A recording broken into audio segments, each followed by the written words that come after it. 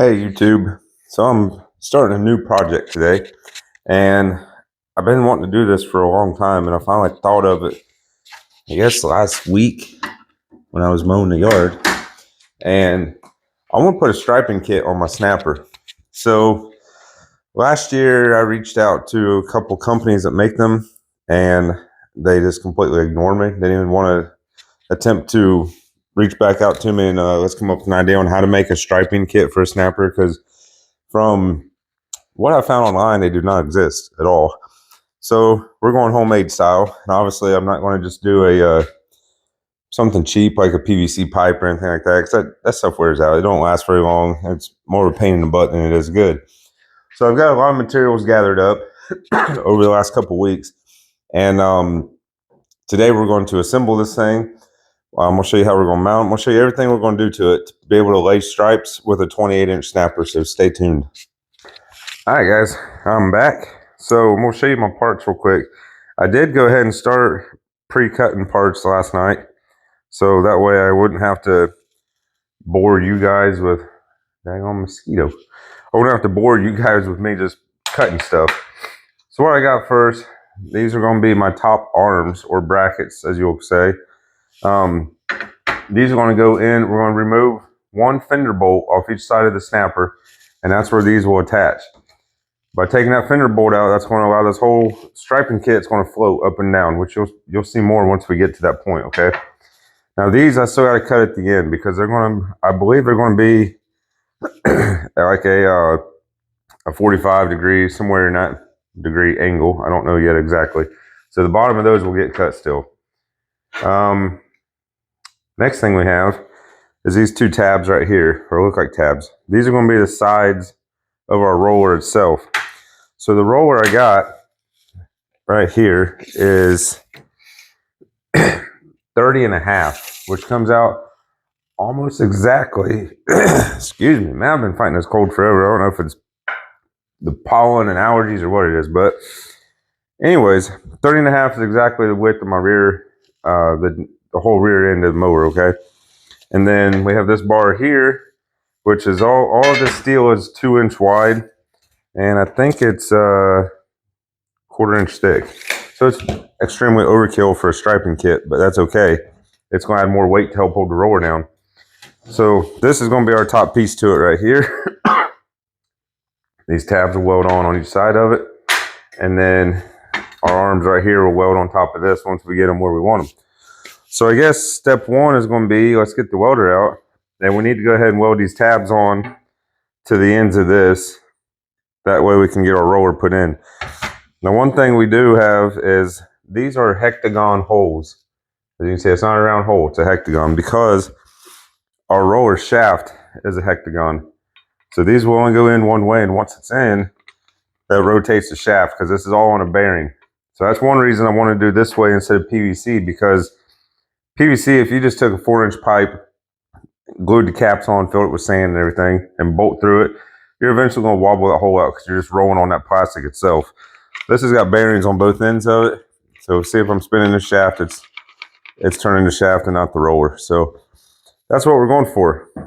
But for right now, like I said, let me get the welder set up. We're just going to tack weld everything together right now. That way we can ensure that it's going to fit. We don't mess nothing up. So that's what we'll do now. See y'all in a minute. All right, guys. I got everything set up. We're ready to do a couple tack welds here, just to hold these brackets in place. Now I'm trying, I got this big piece of sheet metal laying here on my table. It's not actually part of the table. And I'm grounded to the end of it, which probably ain't gonna work. I probably need to actually put my ground on this, which I do need to flip it over because I don't want to weld on the insides. I like to weld on the outsides of it. And this one is sitting a little crooked on me. There we go. So let's get this thing untangled. There we go. All right, y'all close your eyes, and we'll be back.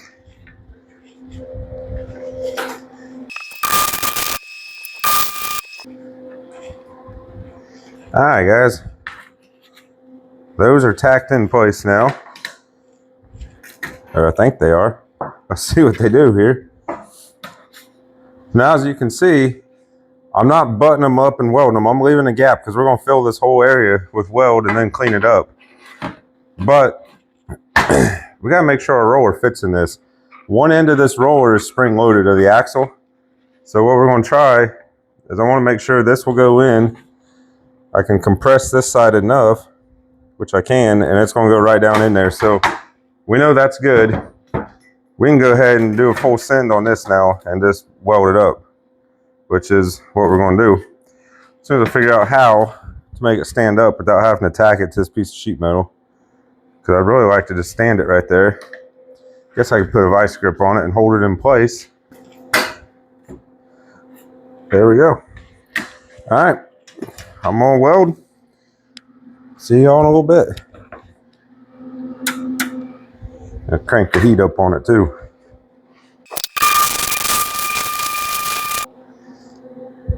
All right, guys. It's not pretty, but it ain't horrible.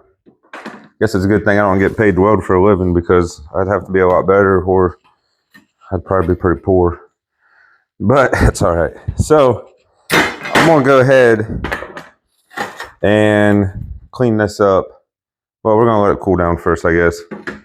That'd be smarter. And then I'm gonna clean it up. And then we're gonna get ready to figure out what angle these need to be at, because like I said, they're gonna weld onto here. And we'll keep on rolling. This ain't really too much to this project, so I'll be back in a little bit. All right, guys. So got my welds cleaned up pretty decent. Not bad. Both sides are done now. And you can see we got a little bit of play in it, which is good, because remember, this end is spring loaded down here. So that's how you would remove this if need be. But looks good. Rolls nice. It's got some weight to it. I say we're probably at, I don't know, 15 pounds already. Hoping this will get up to about 20. And I was even thinking, I know it sounds stupid, we could even add extra weight to the top of this, or maybe on the outsides here, to help hold pressure down, so we get even a better strike, but we might not need to. So I'm gonna get the camera adjusted, get the snapper moved around so you guys can see, and we're gonna go ahead and start lining up where this thing needs to go. All right, guys, we're back. So we got the roller just laying here. Obviously it's laying upside down right now. The next step is gonna be, we're gonna take out the fender bolt I'm gonna use, which is this one down here. I'm gonna use this one on both sides. That will give our arm a clear shot to come down. It's not going to be a very long arm, but that don't matter. I already had this one loose, but I'm going to take this bolt out. That way we can start lining some stuff up here. Now, you don't want to reuse this fender bolt right here, this regular bolt, because after time of that arm, let me grab the arm and I'll show you guys.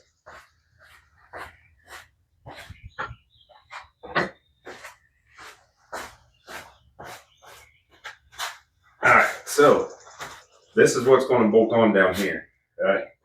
It's something about like that. Like I said, it's not going to be much at all. But we could just bolt this back in place, bolt it a little bit loose and hope that it don't fall out, or it doesn't just destroy this bolt after a little bit of rotating on it, right? Because that's what it's going to do. Metal on metal, it's going to wear this bolt down completely. So what we got is a shoulder bolt. This bolt will still thread into our fender so far and tighten down, but the shoulder of it is a 3/8.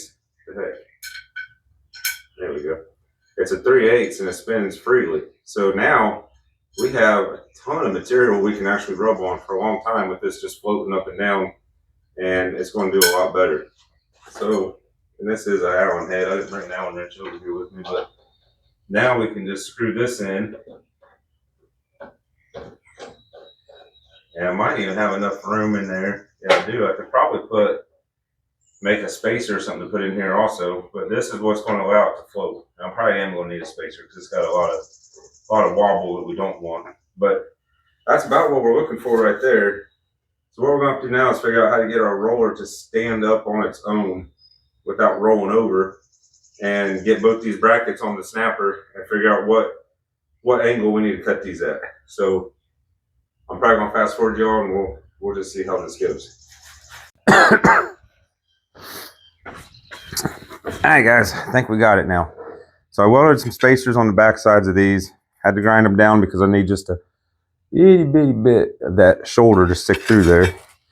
So let's see how this works. I need it to be where I can tighten the bolt, but this arm rides on the shoulder only. So that's why I had to grind some more on it. Yeah, I think we're getting there now, guys.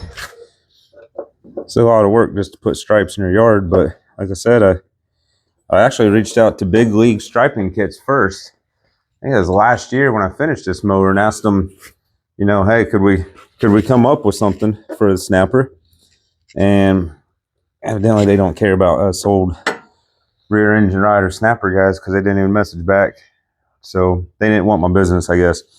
So we don't need them. They're just built out of boat wheel trailer things, trailer wheels anyways. So I'm not really worried about that. It's quite a bit of money for some plastic wheels. So we're going to build something cooler than what they do. Or I hope so. But let's see here.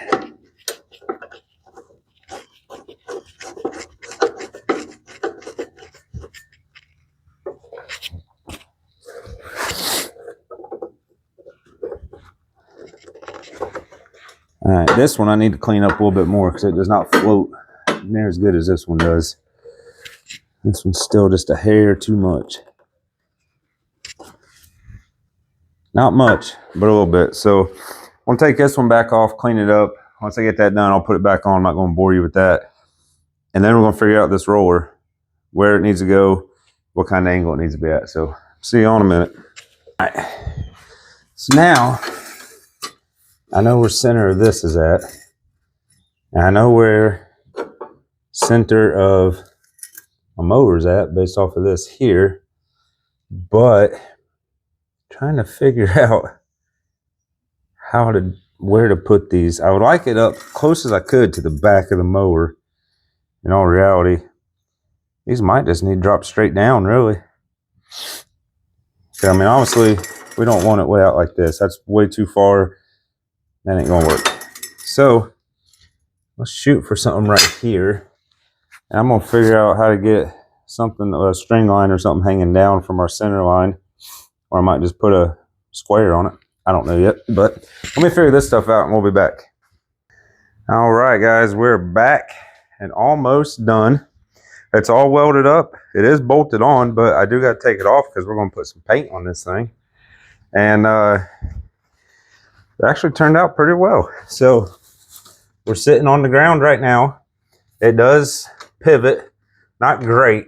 I don't know if maybe that'll loosen up over time. Maybe I need to put some grease on it, but that way if we're going up over a hill or something like that, this is basically going to float with the mower. It does clear the bumper, which is good. So what I might do, I don't know, nothing crazy. I might make something that just holds it up like this.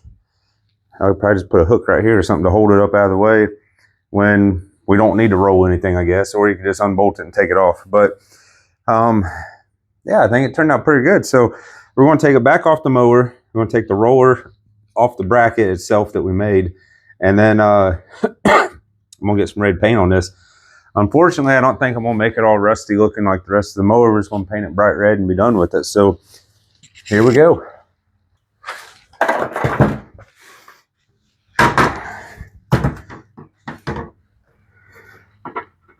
All right, it's this side. Might need a flathead screwdriver. I'm not sure. Nope, not that way. Here we go. So our roller comes out nice and easy. I think what we'll do, whoops, without tearing up stuff, I'm just going to let this thing sit and cool for a little bit. I'm going to put tools up while it's cooling down because I did just weld these on all the way around. So we need to let those cool. We'll hit it with some automotive primer. It's a real quick hit. And then be ready to put some cherry red on it, or whatever the heck color we use for the Snapper. I don't know. So see you in a little bit. All right, guys, this is it right here. Final product. It's painted, put together, ready to lay some stripes.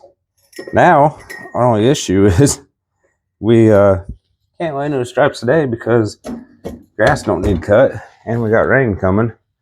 So trying to get the grass up to about 3.5 inches tall right now. So there won't be any mowing today with it, but I will definitely get some videos when I do mow, so you guys can see this thing work.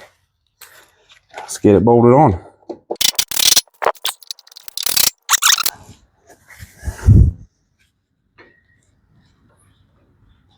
All right, that's going to definitely loosen that bolt just a hair. Tighten it up to see it moving. Here we go. Still moving it. That one's good over there.